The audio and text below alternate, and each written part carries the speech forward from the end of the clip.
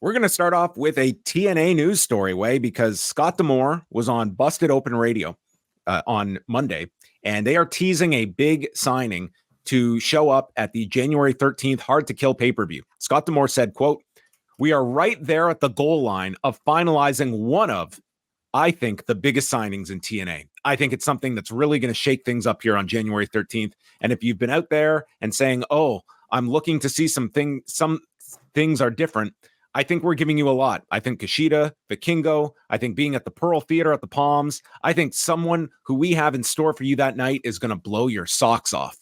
So he stated we are at the goal line. So I would hope to mean that is as clear a guarantee that this is a finalized deal, that you have now set the expectation level at a pretty accelerated rate. And I guess TNA, they have really dove into this over the last number of years when there have been WWE cuts of surprises showing up at these pay-per-views, and they've had some success based on the hook of who is going to show up. And I don't know how many candidates are out there that are going to qualify to the expectation level that is thrown out there. But let the speculation begin.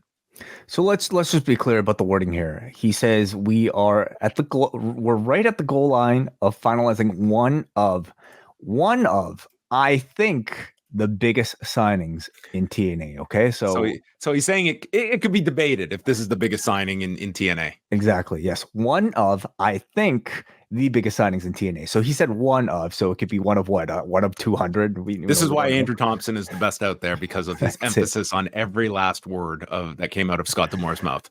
Right. But this does, of course, raise expectations, as it's meant to do. And they, whether or not they're at the goal line, I mean, they're going to have to deliver something and answer for it. So, there's speculation about who the candidates are that are available right now.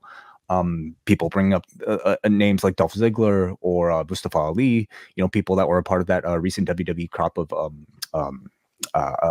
releases.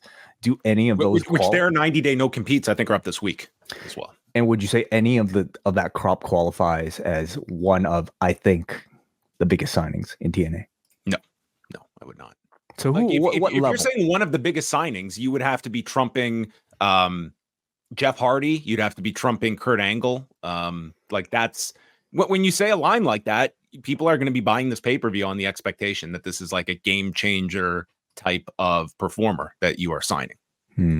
And I think, listen, and if you've got your ace in the hole, great. But you now have almost a month that those that buy it, you are giving them permission to let their fantasy booking go wild, and you better have something to deliver on it, or because if it is a Dolph Ziggler, that will not meet the expectation. If this really does gain traction and there's a lot of intrigue behind this, I mean, we will see how much buzz TNA can acquire. You've got to remember that since the rebranding announcement, they got a lot of attention for that. But since that time, there's been they have been active doing Final Resolution and their European tour, but Impact week to week, it's kind of been this hodgepodge of matches thrown together because they haven't done any proper tapings since then. So I would say they have lost a bit of that momentum, and that's going to be going into the pay-per-view of trying to you're basically building it up on the matches that have been announced, and now the surprise factor that they are teasing.